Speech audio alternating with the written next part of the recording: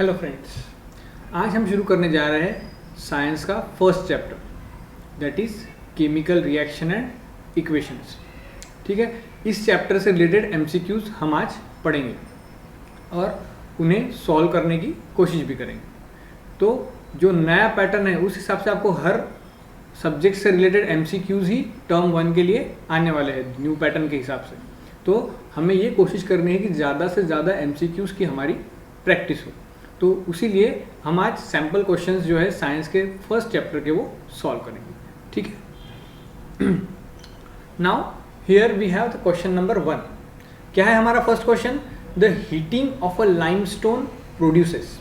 अब heating of a limestone, अब सबसे पहले आपको उसके लिए ये पता होना चाहिए लाइमस्टोन मतलब क्या, what is the molecular formula of limestone. तो limestone is nothing but the calcium carbonate. Limestone क्या है? Calcium carbonate. तो कैल्शियम कार्बोनेट का मॉलिक्यूलर फॉर्मूला क्या है? CaCO3। Calcium carbonate. Calcium carbonate को हमने क्या किया? हीट किया। तो कैल्शियम कार्बोनेट को जब हीट करेंगे है ना, तो हीटिंग का जो साइन है वो हम डेल्टा साइन, ट्रायंगुलर साइन से हम डिनोट करते हैं हीटिंग को केमिकल इक्वेशंस में।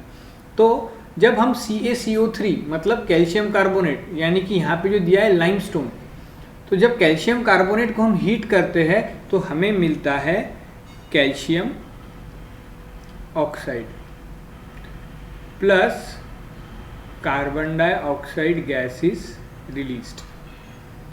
क्या होता है? जब कैल्शियम कार्बोनेट को हम हीट करते हैं तो कैल्शियम ऑक्साइड हमें मिलता है और कार्बन डाइऑक्साइड गैस रिलीज होती है। तो यहाँ पे जो हमें ये कैल्शियम ऑक्साइड मिला, अब हमें ऑप्शन में तो कोई कैल्शियम ऑक्साइड ऐसा नाम दिया नहीं है कि भाई कैल्शियम ऑक्साइड, आपको दिया है slaked lime, lime water, quick lime, caustic soda.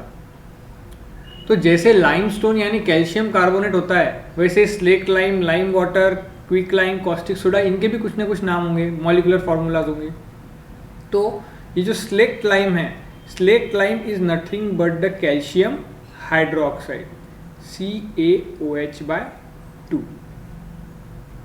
Same lime water मतलब ही कैल्शियम हाइड्रोक्साइड ही होता है, तो ये भी होगा CaOH/2। Quick lime, quick lime means होता है calcium oxide, that is CaO। And the caustic soda means sodium hydroxide means NaOH। तो ये जो CaO है, CaO is nothing but the quicklime. So our option number B, quicklime, is the correct answer. आया समझ में? When the limestone is heated, it produces quicklime and carbon dioxide gas. है ना, मतलब when the calcium carbonate is heated, it produces calcium oxide and carbon dioxide. ठीक है, next question. Which of the following can be decomposed by the action of sunlight? Sunlight के action से इन चारों दिए हुए ऑप्शन में से कौन सा कंपाउंड डिकम्पोज होगा? तो ऑप्शंस क्या दिया है आपको? Potassium bromide that is KBr, silver bromide मतलब AgBr, मैग्नीशियम ऑक्साइड मतलब MgO और सोडियम क्लोराइड मतलब NaCl। इन चारों ऑप्शन में से कौन सा ऐसा कंपाउंड है जिसको अगर हम सनलाइट में रखें तो वो डिकम्पोज होगा? तो ऐसा कंपाउंड इसमें है silver bromide, that is AgBr। जब हम AgBr मतलब सिल्वर ब्रोमाइड, सॉलिड स्टेट में जब सिल्वर ब्रोमाइड को हम सनलाइट में अगर रखेंगे, इन द प्रेजेंस ऑफ सनलाइट, तो हमें मिलेगा Ag प्लस Br2। तो ये जो ब्रोमीन मिलेगा ये गैसियस फॉर्म में मिलेगा और जो सिल्वर मिलेगा वो सॉलिड फॉर्म में मिलेगा। ठीक है, तो इसको हम अगर बैलेंस भी कर सकते हैं, जैसे यहाँ पे ब्रोमीन 1 है, यहाँ पे 2 है, तो डायरेक्ट 2AgBr यहाँ कर देंगे और 2Ag यहाँ कर देंगे। तो 2AgBr in the presence of sunlight gives twice Ag plus Br2 means When the silver bromide is kept in a sunlight, it decomposes to form silver and the bromine gas. ठीक है, आया आपको समझ में? क्वेश्चन नंबर 2, क्या किया हमने? Silver bromide जो था AgBr, उसे हमने सनलाइट में रखा था, तो उसमें डिकम्पोजिशन रिएक्शन होती, तो डिकम्पोजिशन रिएक्शन होके क्या फॉर्म हो रहा? Ag means silver and Br2 means bromine, मतलब सिल्वर ब्रोमाइड का डिकम्पोजिशन हुआ. डिकम्पोजिशन रिएक्शन में क्या होता? One compound is decomposed to form two different substances. ठीक है. Now question number 3. Question number 3 is carbon dioxide gas burns with a pop sound when the burning candle is brought near it. This statement is true और false. ये आपको बताना है कि भाई जब कार्बन डाइऑक्साइड को हम बर्निंग कैंडल के पास लाएंगे तो वो पॉप साउंड के साथ बर्न होती है. तो ये स्टेटमेंट सही है या गलत है? तो ये स्टेटमेंट गलत है. क्यों गलत है ये स्टेटमेंट? बिकॉज कार्बन डाइऑक्साइड कभी भी आग जलाने के काम नहीं आती है. कार्बन डाइऑक्साइड किस काम आती है? आग बुझाने के काम आती है. तो ये जो टेस्ट है pop sound when the burning candle is brought near the gas, तो ये जनरली हाइड्रोजन के साथ होता है. When the burning candle is brought near the hydrogen gas then it burns with a pop sound. अगर हमें किसी टेस्ट ट्यूब में या किसी जार में चेक करना है कि जो गैस है वो हाइड्रोजन गैस है या नहीं है, तब हम इस टेस्ट को यूज करते हैं. एक बर्निंग कैंडल उसके पास ले जाते, अगर वो पॉप साउंड के साथ बर्न होती है तो हम कहते हैं कि वो हाइड्रोजन गैस है. और जब हमें कार्बन डाइऑक्साइड चेक करना होता है तो कार्बन डाइऑक्साइड को चेक करने के लिए क्या टेस्ट है? सीधे हम क्या करते हैं? कार्बन डाइऑक्साइड को लाइम वाटर में से पास करते हैं. If the lime water turns milky then the gas is a carbon dioxide gas, otherwise it is not a carbon dioxide gas. So यहाँ पे क्या दिया है? Carbon dioxide gas burns with a pop sound. तो ये statement गलत है. This statement is false because carbon dioxide never burns, है ना, वो आग बुझाने के काम आती है. Now complete the reaction. क्या रिएक्शन दिए है आपको? NaCl प्लस AgNO3, मतलब सोडियम क्लोराइड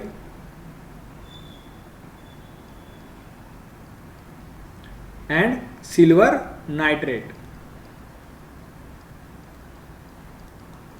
तो sodium chloride and silver nitrate are reacting with each other. दो रिएक्टेंट्स दिए हैं, एक्वियस NaCl मतलब एक्वियस सोडियम क्लोराइड दिया है और एक्वियस AgNO3 मतलब सिल्वर नाइट्रेट. दोनों एक्वियस सॉल्यूशन को हमने मिक्स किया, तो उनका जो रिएक्शन होगा, तो रिएक्शन होके क्या फॉर्म होगा? इट विल फॉर्म, क्या फॉर्म होगा? जब NaCl और सिल्वर नाइट्रेट के साथ रिएक्ट होगा तो हमें मिलेगा AgCl मतलब silver chloride and sodium nitrate NaNO3. AgCl and NaNO3 means silver chloride and NaNO3. तो यहाँ पे कौन सी रिएक्शन हुई? Which reaction? कौन से टाइप की रिएक्शन है? It is a double displacement, है ना. यहाँ पे जो सोडियम है वो क्या कर रहा? Ag को रिप्लेस कर रहा और Ag यहाँ पे सोडियम को रिप्लेस कर रहा. तो हमें यहाँ क्या मिल रहा? सिल्वर क्लोराइड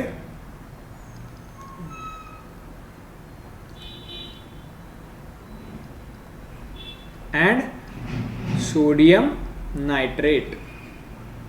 ये तरह के हमको दो कंपाउंड्स यहाँ पे मिले हैं, silver chloride and sodium nitrate. तो यहाँ पे option number D, NaNO3 and AgCl, these two compounds are formed when the NaCl is reacted with AgNO3. When the aqueous solution of sodium chloride is reacted with aqueous solution of silver nitrate, then we get AgCl, that is silver chloride, as a precipitate, and NaNO3 is a aqueous solution. ठीक है. Now fifth question, the process of respiration is, respiration की जो process है वो क्या है? Respiration की process से क्या होता है? रेस्पिरेशन की प्रोसेस हमारी जो बॉडी में होती है वो क्यों होती है? Respiration is done to produce the energy for the various metabolic activities and functions of the body. हमारे बॉडी में बहुत सारे मेटाबॉलिक एक्टिविटीज और फंक्शंस जो होते हैं उनको पूरा करने के लिए जो एनर्जी चाहिए वो एनर्जी हमें रेस्पिरेशन के थ्रू मिलती है. तो वो रेस्पिरेशन जो प्रोसेस है वो फिर कैसी है? अब एनर्जी मिल रही मतलब एनर्जी रिलीज हो रही, मतलब ऑब्वियसली एनर्जी रिलीज हो रही है means it is a exothermic process. ठीक है, मतलब ऑप्शन नंबर ए और डी इन दोनों में से कोई आंसर होना चाहिए. ऑक्सीडेशन एक्सोथर्मिक या फिर रिडक्शन एंड एक्सोथर्मिक. अब एक्चुअली क्या हो रहा है उसमें? जब रेस्पिरेशन होता है तो क्या होता है? ग्लूकोज जो है C6H12O6 plus 6O2 gives 6CO2 plus 6H2O plus energy. तो एनर्जी रिलीज हुई मतलब हमें पता चला एक्सोथर्मिक रिएक्शन है. और किसी भी रिएक्शन में अगर ऑक्सीजन ऐड हो रहा है then it is a oxidation reaction. क्या हो रहा है? ऑक्सीडेशन हो रहा है because oxygen is added. Respiration कैसा होता है हमारे बॉडी में? Aerobic respiration means in the presence of oxygen. मतलब जो ग्लूकोज हमारे बॉडी में जो फूड है उसका ऑक्सीडेशन करके हम क्या करते हैं? एनर्जी प्रोड्यूस करते हैं. That means option number A, oxidation and exothermic. The process of respiration is oxidation and exothermic. The glucose is oxidised to form carbon dioxide, water and energy.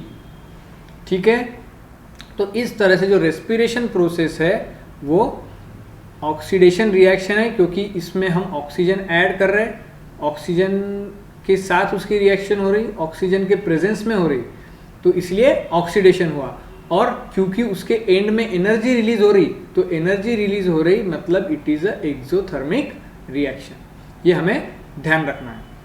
ठीक है, तो ये रिएक्शन है वो इस रेस्पिरेशन से रिलेटेड रिएक्शन, ये बहुत इंपॉर्टेंट है कि भाई C6H12O6 plus 6O2 gives 6CO2 plus H2O and the energy is released. तो एनर्जी रिलीज होना ये हमें सबसे, जब हम रेस्पिरेशन की बात करते हैं तो हमें ये चीज़ सबसे पहले क्लिक होनी चाहिए कि एनर्जी रिलीज होती है. तो रेस्पिरेशन से एनर्जी रिलीज होती है means it is a exothermic. तो हमें सीधे सीधे 50-50 की लाइफ लाइन मिल जाती है कि भाई दो ऑप्शन एंडोथर्मिक वाले सीधे सीधे कट हो गए. तो हमें ये ए और डी में से चूज करना है. ठीक है, now question number 6, identify the X and Y in the following reaction. आपको एक रिएक्शन दी हुई है. क्या दी हुई रिएक्शन है? When the copper is reacted with nitric acid, HNO3 means nitric acid. Copper is reacted with nitric acid, then it form CuNO3/2 means copper nitrate. क्या form कर रहा है? Copper nitrate plus NO2 means nitrogen dioxide and plus water, और साथ में form कर रहा है वाटर. तो इस रिएक्शन को आपको बैलेंस करना है. तो बैलेंस करने के बाद जो x और y की जगह पे जो वैल्यूज आएगी वो आपको ढूंढनी है. तो यहाँ पे टोटल कितने एलिमेंट्स है? Cu है, कॉपर, हाइड्रोजन है, नाइट्रोजन है और ऑक्सीजन है. रिएक्टेंट्स के अंदर कितने हैं कॉपर के मॉलिक्यूल? 1, हाइड्रोजन का 1, नाइट्रोजन का भी 1 और ऑक्सीजन का 3. और प्रोडक्ट के अंदर भी कॉपर 1 है नाइट्रोजन, सॉरी हाइड्रोजन 4 है, ऑक्सीजन 3 है और नाइट्रोजन 2 है। अब आपको इसको बैलेंस करना है, तो हम कैसे बैलेंस करेंगे इस रिएक्शन को? तो सबसे पहले अब देखो कॉपर ऑलरेडी बैलेंस्ड है तो कॉपर अगर बैलेंस है तो हम क्या करेंगे? फिर दूसरा है हाइड्रोजन। अगर हाइड्रोजन को बैलेंस करना है तो प्रोडक्ट में जो है 4 हाइड्रोजन है। अब 4 यहाँ भी 4 लाने के लिए हम क्या करेंगे? x की जगह 4 पुटअप करेंगे। अब x की जगह जब हमने 4 पुटअप किया तो अब हाइड्रोजन हो गए 4, ठीक है, हाइड्रोजन 4 हो गए। लेकिन अब हाइड्रोजन के साथ साथ नाइट्रोजन भी 4 हो गए, है ना, क्योंकि HNO3 को पूरा 4 लगाया हमने, तो नाइट्रोजन भी 4 हो गए और साथ में ऑक्सीजन हो गए 3 4 जा 12, ऑक्सीजन हो गए 12। अब प्रोडक्ट की साइड में अब 2 चीज़ें कम ज़्यादा हो गई, नाइट्रोजन और ऑक्सीजन। तो अब अगर हमें इसको ये करना है तो हम कैसे करेंगे? तो यहाँ अब हमें नाइट्रोजन को अगर 4 करना है तो ऑलरेडी यहाँ पे 2 नाइट्रोजन प्रेजेंट है प्रोडक्ट में, तो 4 करने के लिए हमें यहाँ पे भी 2 से मल्टीप्लाई करना पड़ेगा। मतलब ये 2 नाइट्रोजन और ये 2 कॉपर नाइट्रेट में के नाइट्रोजन, तो ये 4 हो जाएगी, ठीक है। और ऑक्सीजन जो है ऑलरेडी 2 ऑक्सीजन यहाँ पे है और यहाँ पे 3 2 जा 6, तो ऑक्सीजन जो है वो हो जाएंगे 6 और 4 10 प्लस 2 12, तो 12 हमारे ऑक्सीजन यहाँ पर आ गए, ठीक है। आया समझ में? तो इस तरह से 4 और 2 हमारी x और y की वैल्यू आ गई, मतलब ऑप्शन नंबर 2। आया समझ में? I will explain it once again, आपको थोड़ा और समझ में आ जाएगा कि भाई हमारे पास यहाँ 4 एलिमेंट्स इस पूरे रिएक्शन में यूज हुए हैं, copper, hydrogen, nitrogen and oxygen. तो कॉपर, हाइड्रोजन, नाइट्रोजन और ऑक्सीजन यूज हुए, तो रिएक्टेंट में कॉपर के मॉलिक्यूल है 1, हाइड्रोजन है 1, नाइट्रोजन है 1 और ऑक्सीजन है 3। और प्रोडक्ट में कॉपर के मॉलिक्यूल है 1, हाइड्रोजन के मॉलिक्यूल है 4, नाइट्रोजन के मॉलिक्यूल कितने हैं? यहाँ 1 है और यहाँ 2 है, मतलब 3। और ऑक्सीजन के मॉलिक्यूल 3 2 जा 6, यहाँ पे 2 है 7 8 और 9 10।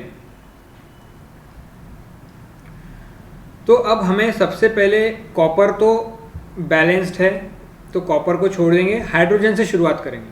तो हाइड्रोजन रिएक्टेंट में एक ही मॉलिक्यूल है और प्रोडक्ट में 4 मॉलिक्यूल्स है। तो 4 के लिए हमने क्या किया? सबसे पहले हाइड्रोजन को 4 बना दिया, यहाँ पे 4 लेके x की जगह पे। तो x की जगह पे हमने जब 4 लिया तो हाइड्रोजन 4 हो गए, नाइट्रोजन 4 हो गए और ऑक्सीजन हो गए 12, ठीक है। सभी वैल्यूज HNO3 में 3 एलिमेंट्स है, तीनों की वैल्यूज चेंज हो जाएगी, 4 4 एंड 12। अब यहाँ पे हाइड्रोजन बैलेंस हो गया, अब बचे नाइट्रोजन एंड ऑक्सीजन। अब नाइट्रोजन जो है रिएक्टेंट में 4 है और प्रोडक्ट में 3 है, तो प्रोडक्ट में भी हमें 4 नाइट्रोजन करने के लिए हमने क्या किया? y के जगह पे 2 पुटअप कर दिया। तो y के जगह पे 2 पुटअप कर दिया तो जो नाइट्रोजन है उनकी वैल्यू हो जाएगी 4, क्योंकि 2 कॉपर नाइट्रेट में ऑलरेडी है और यहाँ भी हमने 2 लगा दिया तो यहाँ भी 2 हो गए, तो 2 और 2 4। और बाद में ऑक्सीजन, अब ऑक्सीजन यहाँ पे कॉपर नाइट्रेट में ऑलरेडी 6 मॉलिक्यूल्स है, ठीक है। कॉपर नाइट्रेट में 6 मॉलिक्यूल्स है, यहाँ 2 है और 2 और 2 4 हो गए, 6 तो 6 और 4 10 और यहाँ पे H2O में 2 मॉलिक्यूल्स है तो 12। इस तरह से ये पूरा तरह से बैलेंस रिएक्शन हो गई, दैट इज 12, ठीक है। तो इसका मतलब x की जगह हमें 4 लेना है और y की जगह लेना है 2। तो तो इस तरह से 4 and 2 is our correct answer, option number A. Now question number 7, among the following options which one shows the correct pair. अब आपको यहाँ पे मैच द पेयर करना है कि कौन से कंपाउंड का कलर कौन सा है, और उस हिसाब से नीचे ये जो 4 ऑप्शंस दिए हैं ए बी सी डी, इनमें से आपको सही ऑप्शन चूज करना है। ठीक है, तो बेरियम सल्फेट, तो बेरियम सल्फेट कौन से कलर का होता है? तो barium sulphate is always white in colour. कौन सा कलर होता है? White in colour.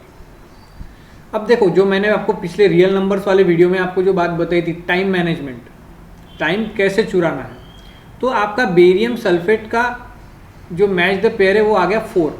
अब इन चारों ऑप्शन में 4 जो है फर्स्ट ऑप्शन में ए के लिए 4, ये सिर्फ 2 जगह पर है, एक बी में और एक डी में। मतलब यहाँ भी आपकी 50-50 लाइफ लाइन जो है वो क्लियर होगी। मतलब जो आपका आंसर होगा वो बी और डी में से ही कोई होगा, ए और सी एलिमिनेट हो गए। ठीक है, अब दूसरा देखते हैं, फेरस सल्फेट। फेरस सल्फेट कौन से कलर का होता है? Ferrous sulphate is a green colour, light green colour का होता है। तो फेरस सल्फेट का जो आएगा वो आएगा 3, लाइट ग्रीन। अब 4 के बाद 3, अब यहाँ पे बी में 2 है, मतलब ये बी भी यहाँ पे एलिमिनेट हो गया, तो बचा कौन सा? सिर्फ डी। मतलब आपको बाकी 2 अगर आपने नहीं भी किए तो आपका आंसर राइट है, option number D. Because 4 and 3 this sequence lies in only 1 option, that is D. और फिर कॉपर सल्फेट, कॉपर सल्फेट तो ब्लू है, और zinc sulphate is a colourless. मतलब 4 3 2 1 इस तरह की आपकी मैच द पेयर्स आएगी। For barium sulphate white colour, ferrous sulphate green colour, copper sulphate blue colour and zinc sulphate colourless.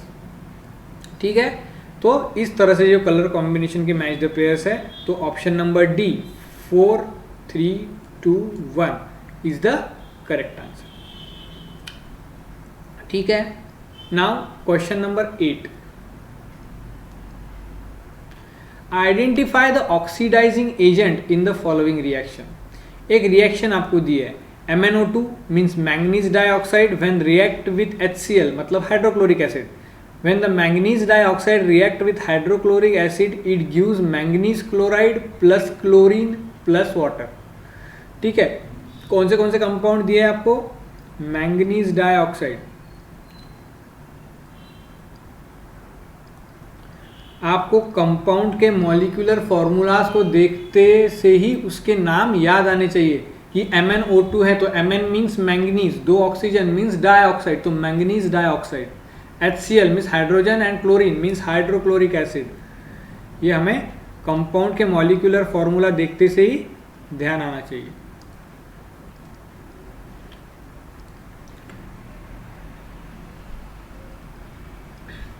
उसके बाद हमें क्या मिला? Manganese chloride.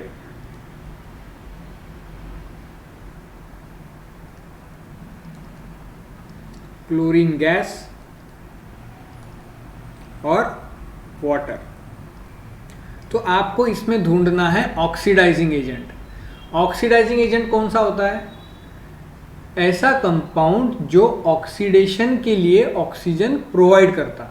Oxidising agent means the compound which provide oxygen for the oxidation. जो oxidation reaction जहां होनी है, उस ऑक्सीडेशन रिएक्शन में जो कंपाउंड ऑक्सीजन प्रोवाइड कर रहा है वो होता है ऑक्सीडाइजिंग एजेंट। तो यहाँ पे जो है ऑक्सीजन किसके पास है? मैंगनीज डाइऑक्साइड के पास। तो मैंगनीज डाइऑक्साइड क्या करेगा? ऑक्सीजन प्रोवाइड करेगा, मतलब ऑक्सीजन छोड़ेगा ऑक्सीडेशन के लिए। तो इसलिए यहाँ पे ऑक्सीडाइजिंग एजेंट कौन हुआ? Manganese dioxide, that is MnO2। तो in the above given reaction MnO2 is a manganese dioxide, that is oxidizing agent, because it gives oxygen for the oxidation. MnO2 reduces itself by releasing the oxygen, since it is a oxidising agent. ठीक है, now number 9, एक reaction भी आपको दिए यहाँ पे भी, the following reaction is the type of dash reaction. किस टाइप की रिएक्शन है, क्या दिया है, PbO means lead oxide reacts with hydrogen gas.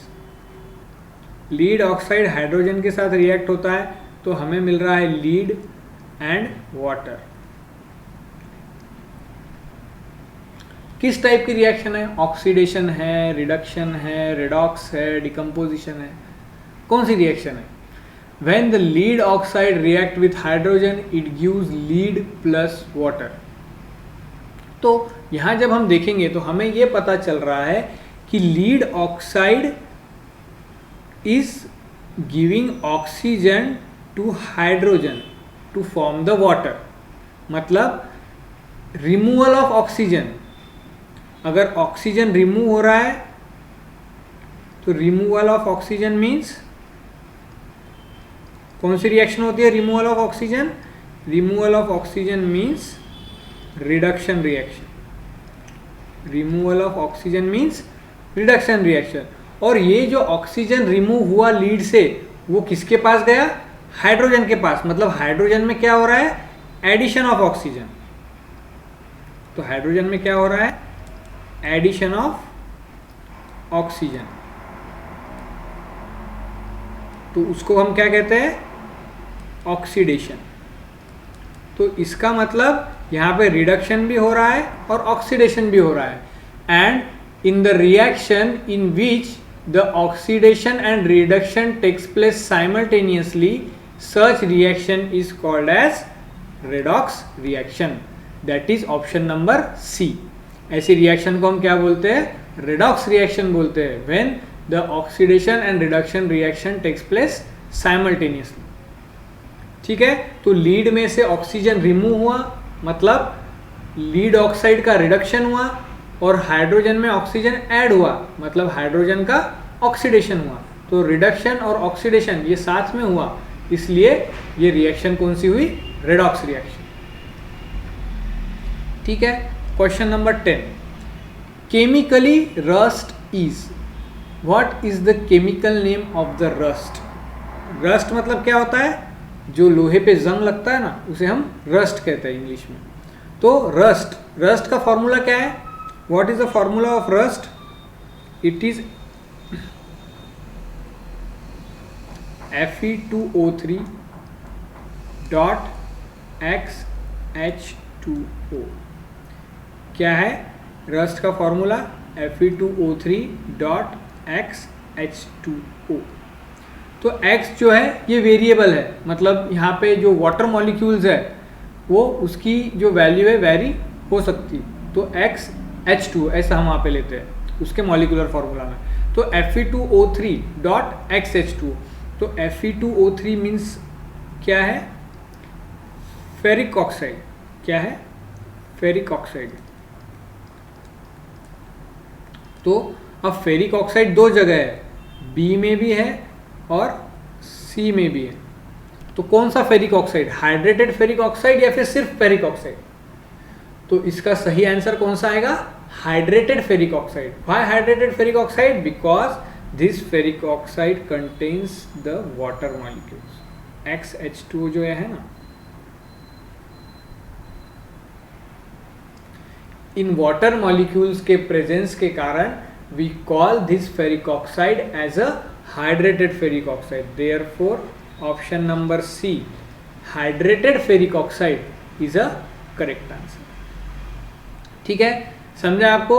जो रस्ट का chemical formula, it is a Fe2O3 dot XH2O and that H2O which gives the ferric oxide a hydrated form. Therefore the chemically the rust is called as hydrated ferric oxide। ठीक है, now question number 11, dash is used to prevent the rancidity of food. Rancidity को prevent करने के लिए क्या use करते हैं हम? एसिड्स यूज करते हैं, एंटीऑक्सीडेंट यूज करते हैं, गैल्वेनाइजेशन आइटम यूज करते हैं, या फिर एंटी रिडक्टेंट्स यूज करते हैं। क्या यूज़ करते हैं? अब रैंसिडिटी में क्या होता है? Rancidity is nothing but the oxidation of the oils and fats which are present in the food. जो फूड के अंदर ऑयल्स और फैट्स प्रेजेंट होते हैं उनका ऑक्सीडेशन करना या फिर उनका ऑक्सीडेशन होना इन द प्रेजेंस ऑफ ऑक्सीजन, तो उसे हम क्या कहते हैं? रैंसिडिटी। तो अगर ऑक्सीडेशन अगर हो रहा है तो ऑक्सीडेशन को रोकने के लिए हमें किस चीज़ की ज़रूरत पड़ेगी? एसिड की ज़रूरत पड़ेगी क्या? नहीं। गैल्वेनाइजेशन की ज़रूरत पड़ेगी क्या? नहीं। एंटी रिडक्टेंट्स की ज़रूरत पड़ेगी क्या? नहीं। ऑक्सीडेशन को रोकने के लिए हमें ज़रूरत पड़ेगी एंटीऑक्सीडेंट्स की। तो to prevent the rancidity of the food we use antioxidants. Antioxidants का यूज़ करते हैं हम रैंसिडिटी को प्रिवेंट करने के लिए। ठीक है। Now question number 12. The packed food items like potato chips are flushed with which gas? जो आप बाहर वेफर्स खाते हो, पैकेज्ड आइटम्स खाते हो, है ना, चिप्स होते हैं, कुरकुरे होते हैं और भी बहुत सी चीज़ें आजकल आती है पैकेज्ड फॉर्म में खाने के लिए बच्चों को, तो उनमें कुछ एयर भरी होती है। आप जब पैकेट खरीदते हो तो एक बहुत ऐसा फुला हुआ पैकेट होता है, हमें लगता है उसमें बहुत सारा होगा, बट उसमें आधी क्या होती है? एयर होती है। तो वो जो एयर होती है, वो जो गैस है, वो कौन सी गैस है और वो उसमें क्यों फिलअप की होती है? कौन सी गैस है? कार्बन डाइऑक्साइड होती है क्या? नहीं होती, कार्बन डाइऑक्साइड नहीं होती। ऑक्सीजन? ऑक्सीजन तो हो ही नहीं सकती, बिकॉज अगर ऑक्सीजन उसमें डालेंगे तो उसका ऑक्सीडेशन हो जाएगा, वो पूरा रैंसिडिटी हो जाएगा। हाइड्रोजन? हाइड्रोजन भी नहीं है। तो कौन सी होती है वो गैस? नाइट्रोजन गैस होती है। अब नाइट्रोजन गैस होती है तो नाइट्रोजन ही क्यों ऑक्सीजन नहीं, हाइड्रोजन नहीं, कार्बन डाइऑक्साइड नहीं? चलो ऑक्सीजन का तो हम मान सकते हैं कि ऑक्सीडेशन हो जाएगा, रैंसिड हो जाएगा, फूड खराब हो जाएगा, पर why not hydrogen, why not carbon dioxide? This is because hydrogen and carbon dioxide are the reactive gases. ये क्या होती है? उस फूड प्रोडक्ट के साथ रिएक्ट हो सकती है, but nitrogen is a highly unreactive gas. Nitrogen क्या है? It is a highly unreactive gas. वो किसी भी फूड स्टफ्स के साथ, फूड प्रोडक्ट के साथ रिएक्ट नहीं होती है, और अगर वो फूड के साथ रिएक्ट नहीं होती है मीन्स हम उसको उस फूड के कांटेक्ट में आने दे सकते हैं। तो अगर वो फूड के कांटेक्ट में आएगी तो ऑक्सीजन को भी दूर रखेगी, उसमें ऑक्सीजन नहीं जाएगा तो ऑक्सीडेशन नहीं होगा। तो ऑक्सीडेशन को प्रिवेंट करने के लिए हम उस पैकेज फूड में, उस पैकेट में हम पूरी एयर को, सादी जो एयर है उसको रिमूव करके उसमें हम नाइट्रोजन फिलअप करते हैं, so that the food should remain good for a long duration of time. ठीक है, तो nitrogen gas N2 is a correct answer, option number D. Now question number 13. What is question number 13? Which of the following methods are not used for the prevention of the corrosion? Corrosion को prevent करने के लिए नीचे दी गई हुई 4 options में से कौन सी मेथड का हम यूज नहीं करते? आ रहा है आपको ध्यान में? आपको ऐसी मेथड का नाम देखना है चारों ऑप्शन में से जो कोरोजन को प्रिवेंट करने के लिए यूज नहीं होती है। तो उसका आंसर है एंटीऑक्सीडेंट्स। क्यों antioxidants? Because antioxidants are used to prevent rancidity. Rancidity को प्रिवेंट करने के लिए हम एंटीऑक्सीडेंट यूज करते हैं, कोरोजन को प्रिवेंट करने के लिए नहीं। कोरोजन को प्रिवेंट करने के लिए पेंटिंग है। पेंटिंग, अगर मेटल सरफेस को पेंट कर देंगे तो ऑक्सीजन के कांटेक्ट में नहीं आएगा तो उसका कोरोजन नहीं होगा, है ना। वाटर, मॉइस्चर, ऑक्सीजन या फिर कोई एसिडिक केमिकल, इनसे किसी के भी कांटेक्ट में वो मेटल डायरेक्टली नहीं आएगा, तो इसके वजह से क्या होगा कि उसका कोरोजन नहीं होगा। उसके बाद गैल्वेनाइजिंग भी कोरोजन को प्रिवेंट करने के लिए यूज होती है। इलेक्ट्रोप्लेटिंग भी सेम, उसमें हम क्या करते हैं, उसके ऊपर एक लेयर तैयार कर देते हैं, तो उसके वजह से जो कोरोजन है वो रोका जा सकता है, उसको कम किया जा सकता है। तो ये सारी प्रोसेस जो है, पेंटिंग, गैल्वेनाइजिंग, इलेक्ट्रोप्लेटिंग, ये कोरोजन को रोकने के लिए यूज होती है। और एंटीऑक्सीडेंट्स ये कोरोजन को रोकने के लिए यूज नहीं होती। वो क्यों यूज होती है? It is use to prevent the rancidity.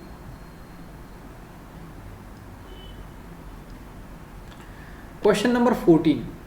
When the zinc granules are reacted with dilute sulfuric acid, then which of the following gas is evolved?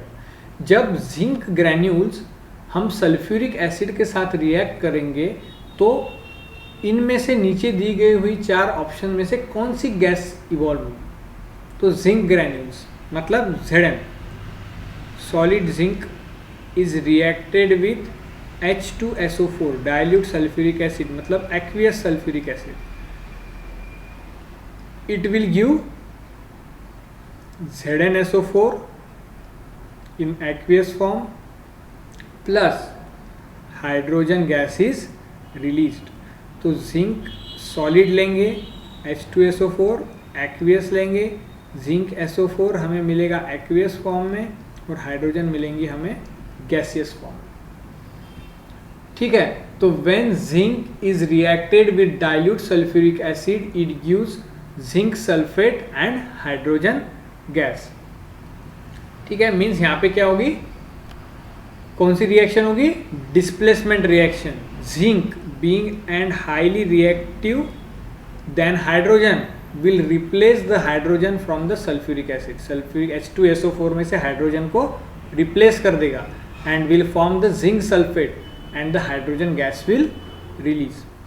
या फिर आप जो एसिड बेसिस में आपने पढ़ा होगा, तो एसिड बेसिस में भी ये प्रॉपर्टी है कि when the metal reacted with acid, जब कोई मेटल एसिड के साथ रिएक्ट होता है तो it gives salt and the hydrogen gas. Salt और हाइड्रोजन गैस रिलीज होती है. तो acid when react with metal hydrogen gas is release. It is the unique property of that reaction when any acid react with metal. तो इसका answer क्या है? Option number C, hydrogen gas is evolved. कौन सी gas evolve होती है? Hydrogen gas.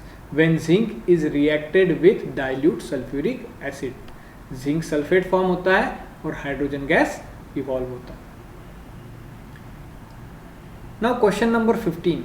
Ferrous sulphate lose water when heated, how many molecules of water are lost?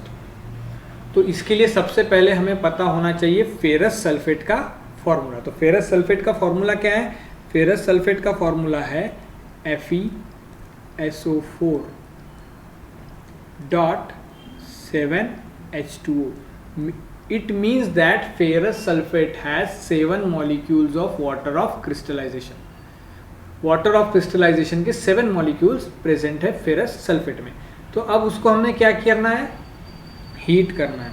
तो जब हम फेरस सल्फेट को हीट करेंगे, तो फेरस सल्फेट को हम हीट करेंगे तो हमें क्या मिलेगा?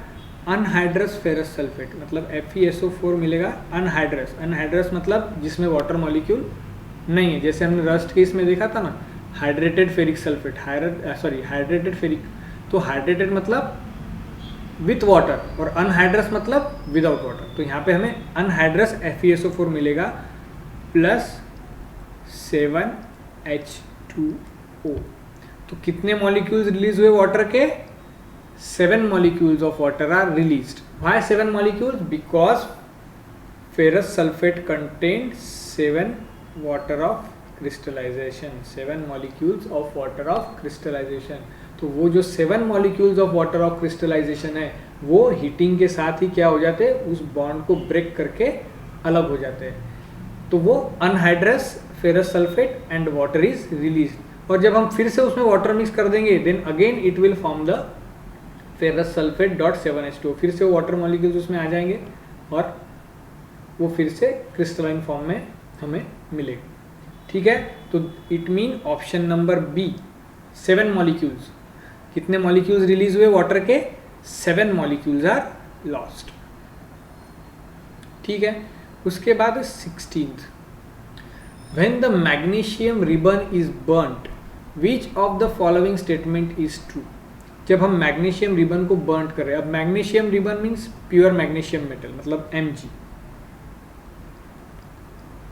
Now Mg is burnt. अब कोई भी चीज़ बर्न हो रही है मतलब उसकी रिएक्शन किसके साथ होती है? ऑक्सीजन के साथ मतलब O2. तो Mg plus O2 gives MgO, magnesium oxide. Balance करेंगे तो twice mg plus O2 gives twice MgO। तो magnesium when reacted with oxygen it gives magnesium oxide. अब बर्न हो रहा है मैग्नीशियम, तो magnesium when burned it burn with a sparkling white flame, एक ऐसी डैजलिंग स्पार्कलिंग, जैसे हमारी दिवाली की फुलझड़ी कैसी होती है उस टाइप में ऐसी स्पार्कलिंग फ्लेम के साथ बर्न होता है, वाइट कलर की फ्लेम। और जब बर्न होता है तो उसके जो पाउडर होती है वो भी वाइट कलर की पाउडर फॉर्म होती है। तो that means when the magnesium Burns it burn with a white flame and form the white powder. ठीक है, ऑप्शन नंबर ए। ठीक है, जब भी मैग्नीशियम रिबन हम बर्न करेंगे तो magnesium ribbon is burn, it burn with a dazzling white flame and after burning it forms the white powder. उसकी जो ऐश होती है, राख होती है, वो कौन से कलर की होती है? वाइट पाउडर्ड फॉर्म में। ठीक है, now question number 17। Gold is a metal which does not corrode when exposed to atmosphere. अब गोल्ड जो है एक ऐसा मेटल है जिसका करोजन नहीं होता। करोजन नहीं होता मीन्स उसको किसी तरह का कोई जंग नहीं लगता है। क्यों नहीं लगता होगा? What is the reason? क्यों गोल्ड में जंग नहीं लगता है? हम गोल्ड के ऑर्नामेंट्स पहनते हैं, है ना, हम अंगूठी पहनते हैं, कड़े पहनते हैं, नेकलेसेस पहनते हैं लेडीज़, कान में झुमके पहनते हैं, नाक में भी नथ पहनते हैं, इतने सारे ऑर्नामेंट्स हमारे गले में, बॉडी पे रहते हैं। पर ऑक्सीजन के प्रेजेंस में, मॉइस्चर के प्रेजेंस में कभी भी उसको जंग नहीं लगता। It does not gate corroded. Why? क्या रीज़न हो सकता है? क्यों? तो इसके लिए आपको पता होनी चाहिए रिएक्टिविटी सीरीज। रिएक्टिविटी सीरीज अगर आप चेक करेंगे तो आपको ये पता चलेगा कि जो गोल्ड है, गोल्ड की जो पोजीशन है वो सबसे बॉटम में है रिएक्टिविटी सीरीज के। मतलब it is the least reactive metal. Gold is a least reactive metal. और अगर लीस्ट रिएक्टिव मेटल है तो अगर उसको ऑक्सीजन के प्रेजेंस में रखो, मॉइस्चर के प्रेजेंस में रखो, एसिड के प्रेजेंस में रखो, it will not gate reacted. तो इसीलिए जो गोल्ड की चीज़ें होती है वो एयर के प्रेजेंस में रहने के बाद भी उसका करोजन नहीं होता है। तो रिएक्टिविटी सीरीज क्या है कि रिएक्टिविटी सीरीज पहला कौन से आता है? रिएक्टिविटी सीरीज में आता है potassium which is highly reactive. Potassium के बाद आता है सोडियम, सोडियम के बाद आता है कैल्शियम, फिर मैग्नीशियम, उसके बाद एल्यूमिनियम, एल्यूमिनियम के बाद जिंक, जिंक के बाद आयरन, आयरन के बाद tin, tin is denoted by Sn, tin के बाद आता है लीड, लीड के बाद आता है कॉपर, फिर सिल्वर एंड देन गोल्ड। तो ये जो गोल्ड है ये सबसे कहाँ आता है? Bottom. This reactivity series is in a decreasing order. जैसे जैसे नीचे जाएंगे रिएक्टिविटी कम कम होते जाएगी। Potassium is the highly reactive and gold is the lowest reactive. तो क्योंकि गोल्ड लोवेस्ट रिएक्टिव है इसलिए अगर वो एटमॉस्फेयर में एक्सपोज भी रहा तो उसका कोरोजन नहीं होगा। That means this given statement is true. आया समझ में क्यों ट्रू है? Because in the reactivity series the gold is at a bottom position due to the least reactivity.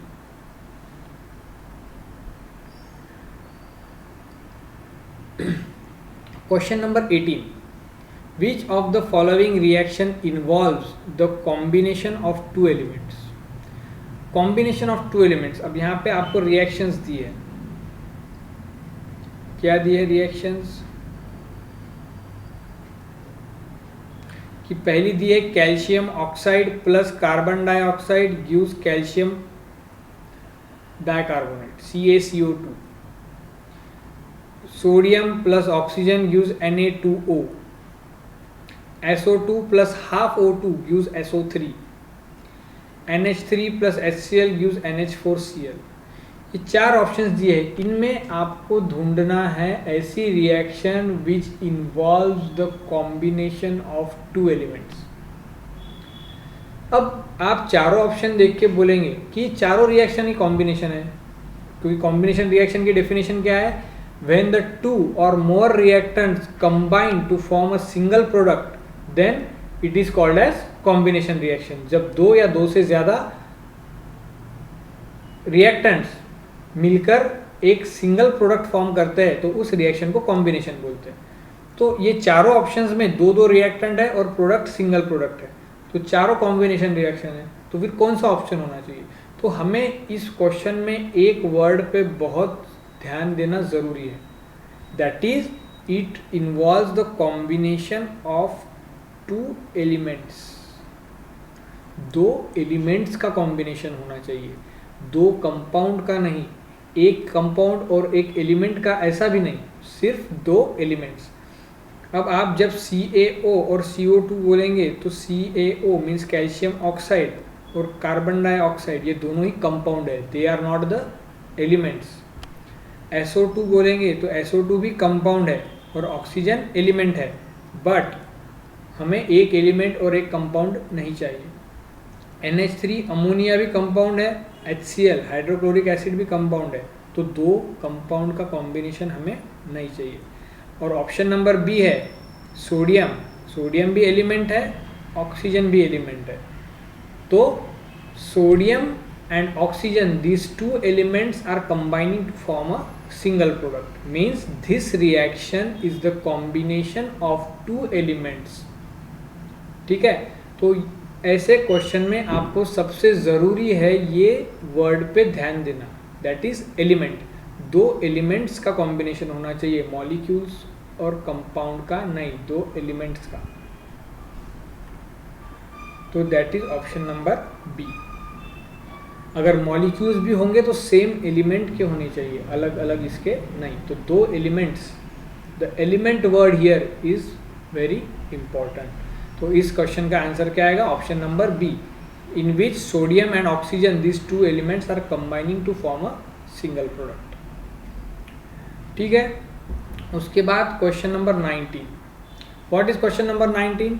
Electrolysis of a water is a decomposition reaction. The mole ratio of hydrogen and oxygen gases liberated during electrolysis of a water is। अब electrolysis, what is mean by electrolysis? Electrolysis मतलब क्या? अब किसी भी compound के aqueous solution में electricity को पास करके उसके अंदर जो मॉलिक्यूल्स है, एलिमेंट, उनको सेपरेट करना। तो अगर वाटर का हम इलेक्ट्रोलाइसिस करेंगे, तो वाटर का अगर इलेक्ट्रोलाइसिस करेंगे तो हमें क्या मिलेंगे? 2 एलिमेंट्स मिलेंगे, हाइड्रोजन एंड ऑक्सीजन।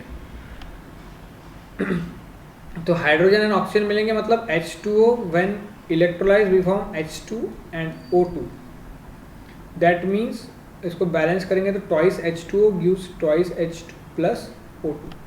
तो अगर आप यहाँ देखेंगे कि हाइड्रोजन और ऑक्सीजन ये 2 हमें एलिमेंट्स मिले, बट उनका जो वॉल्यूम है, ऑक्सीजन के जो 2 मॉलिक्यूल है वो कितने मिले?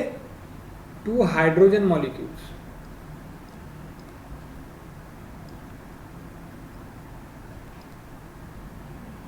और ऑक्सीजन 1।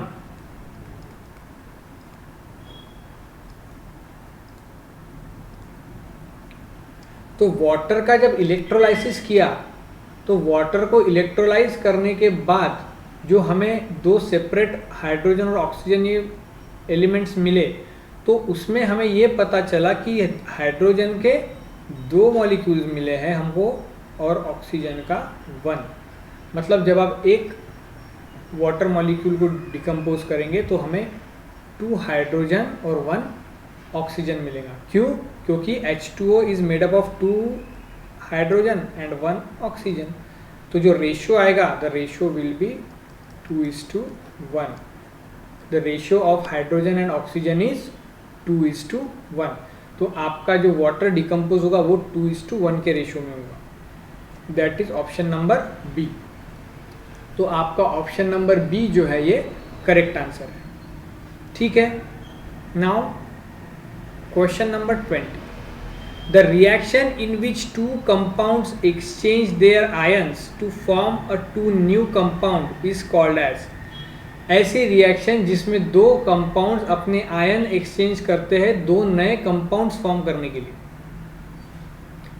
ठीक है, आ रहा है समझ में क्वेश्चन? दो कंपाउंड्स अपने आयंस एक्सचेंज कर रहे हैं to form two new compounds. हम एग्जांपल के लिए देखते हैं, समझो A B is a compound जिसमें ए पॉजिटिव आयन है बी निगेटिव आयन है, plus C D is a compound जिसमें सी पॉजिटिव है डी निगेटिव है।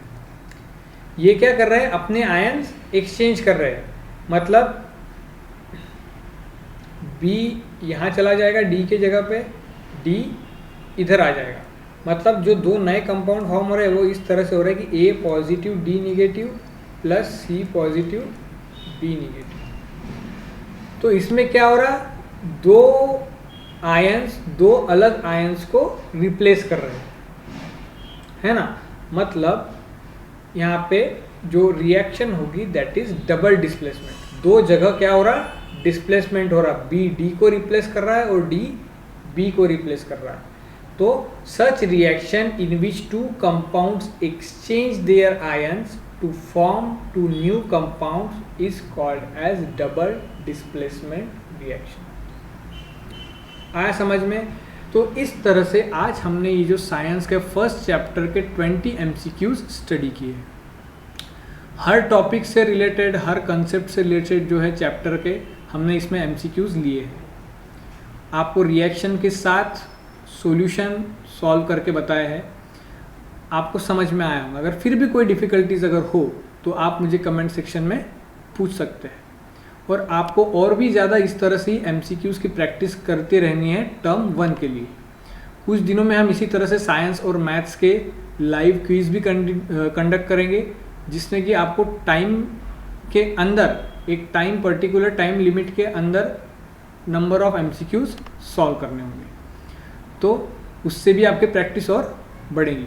तो इसलिए आप अपने फ्रेंड्स और स्कूल में ज़्यादा से ज़्यादा इस वीडियोज़ को शेयर करें ताकि ज़्यादा से ज़्यादा बच्चे आपसे इस क्विज़ में कनेक्ट हो सके।